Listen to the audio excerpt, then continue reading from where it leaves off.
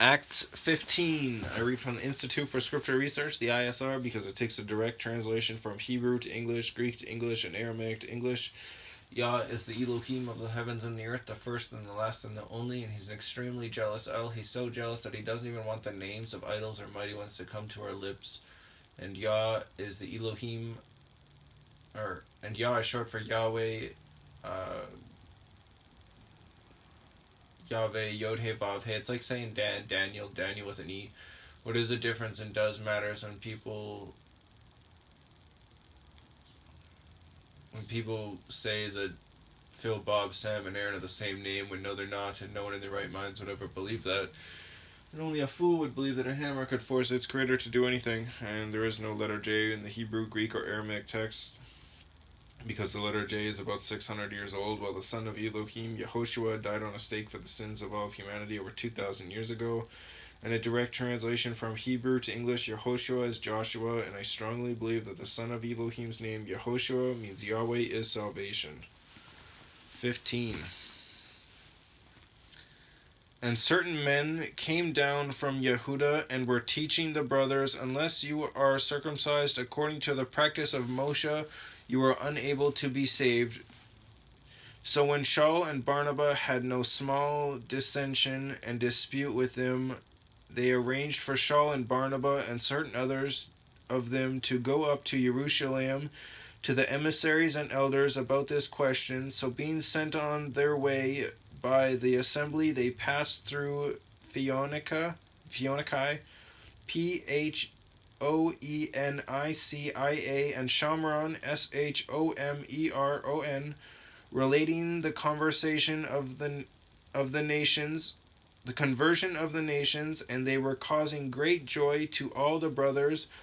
And having arrived in Jerusalem, they were received by the assembly and the emissaries and the elders, and they reported all that Elohim had done with them. And some of the believers who belonged to the sect of the Pharisees rose up, saying, "It is necessary to circumcise them and to command them to keep the Torah of Moshe, Mosheh.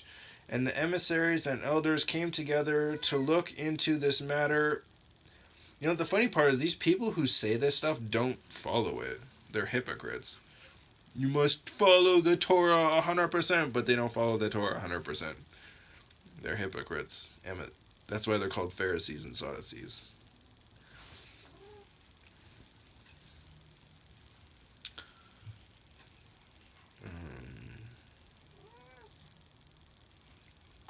Where am I?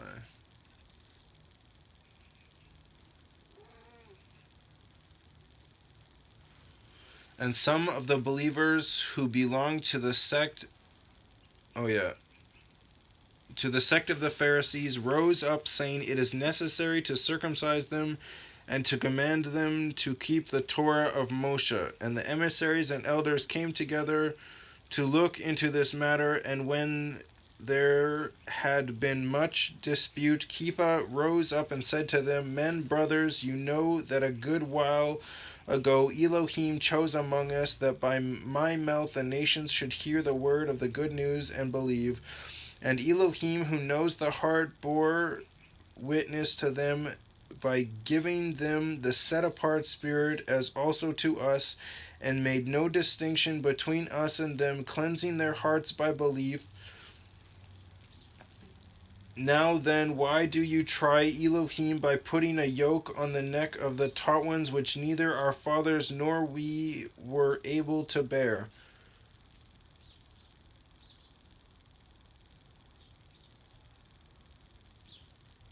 Don't forget that the Pharisees and the Sadducees do not believe that Yehoshua died on a stake for the sins of all humanity. They believe that you still have to make these sacrifices, which again, making all those sacrifices is impossible. I would never be able to do that. My mother would never be able to do that. People would never be able to do that unless you were rich. That's why they said it was unbearable. Because again, making those sacrifices are like rich people stuff.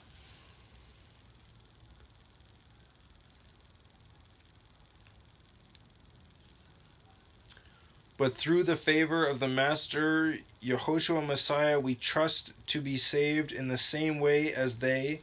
And all the crowd was silent and were listening to Barnabas and Saul declaring how many miracles and wonders Elohim did among the nations through them. And after they were silent, Jacob answered, saying, Men, brothers, listen to me.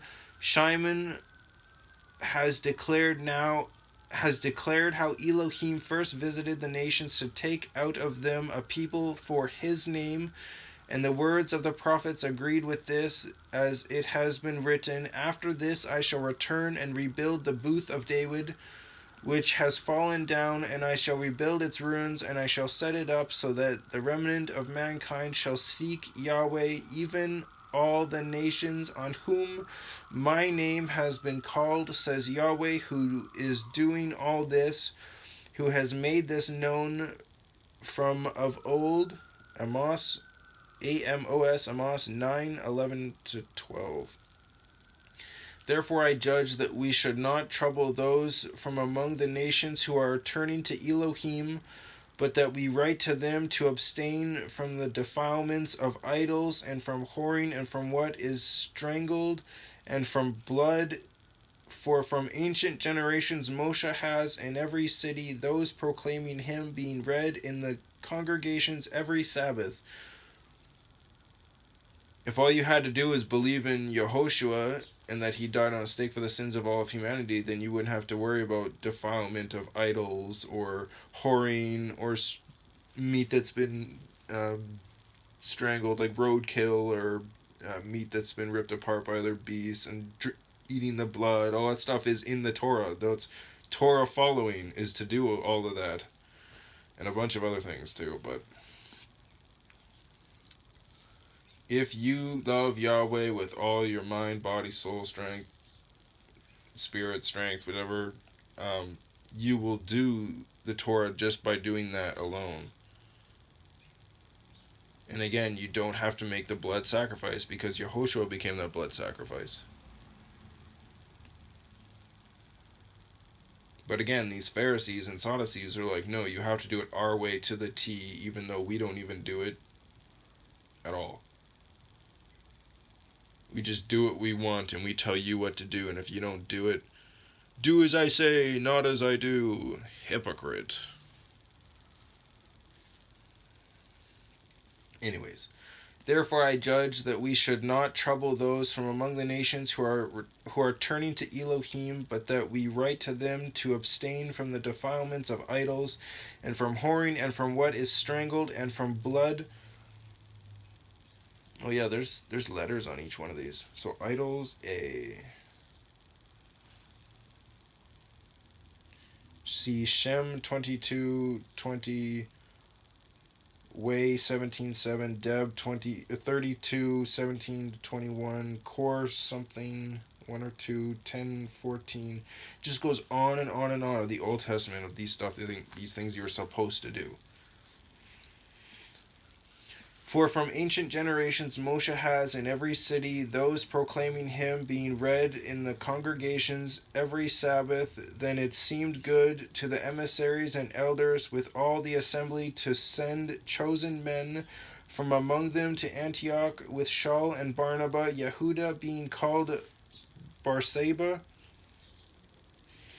Barsabba, and Silas, Silas, leading men among the brothers, having written by their hand this, the emissaries and the elders and the brothers, to the brothers who are of the nations in Antioch and Suria, Suria, and Kilikai, Kilikia, greetings, since we have heard that some who went out from us have troubled you with words, unsettling your lives, to whom we gave no command. It seemed good to us, having become of one mind, to send chosen men to you with our beloved Barnabas and Saul, men who have given up their lives for the name of our Master Yehoshua Messiah. We have therefore sent Yehuda and Silas, Silas, who are also confirming this by word of mouth, for it seemed good to the set apart spirit and to us to lay upon you no greater burden than these necessities, that you abstain from what is offered to idols and blood and what is strangled and whoring. If you keep yourselves from these, you shall do well. Be strong. They therefore, being sent off, went to Antioch, and having gathered the crowd together, they delivered the letter, and having read it, they rejoiced over its encouragement. And Yehuda and Silas, being themselves also prophets, encouraged the brothers with many words and strengthened them. And having spent some time, they were sent back in peace from the brothers to the emissaries. But it seemed good to Silas to remain, and Saul and Barnabas continued in Antioch, teaching and bringing with many others also the good news, the word of YahWeh. The word of YahWeh also includes the Torah. And after some days, Saul said to Barnabas, let us now go back and visit our brothers in every city where we proclaim the word of YahWeh, and see how they are. And Barnabas proposed to take with them Johanan called Marcus, but Saul thought it not fit to take with them the one who withdrew from them in Pamphylia, and had not gone with them to the work. A sharp feeling therefore came to be, so that they parted from one another. And so Barnabas took Marcus and sailed to Cyprus, and Saul chose Silas and went off, being committed by the brothers to the favor of Elohim. And he went through Syria and Cilicia, strengthening the assemblies. Oh, that's the end. Strengthening the assemblies. Yeah. So again, it's just right there in your face. Not to throw out the Torah. It's just that these Pharisees and Sadducees were like, yeah, you're gonna do it our way. Which they remember earlier on where they're like, if you don't wash your hands before you eat, then you've defiled yourself. And Yehoshua was like, it's not what goes into your mouth that defiles you, it's what comes out of your mouth that defiles you. And people were like, oh no, they're talking about unclean meats now becoming clean. And like, no, if you read the whole thing, they were talking about washing their hands, and how if you didn't eat, or you didn't wash your hands before you ate, then somehow you defiled yourself. But that's not at all true. It's the same thing. They did a little nitpicky here or there, a little nitpicky here or there, all the way down the line until they got exactly what they wanted.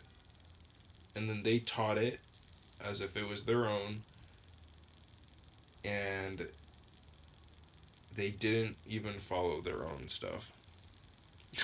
Like, it's sad. But, yeah, you still have to follow the Torah. I know that might seem complicated. Pray, ask YahWeh, not God. God is a pagan idol. He's not going to listen to you. He doesn't exist. YahWeh is the name of the Creator. And he's a very jealous idol. He doesn't even want the names of idols or mighty ones to come to our lips.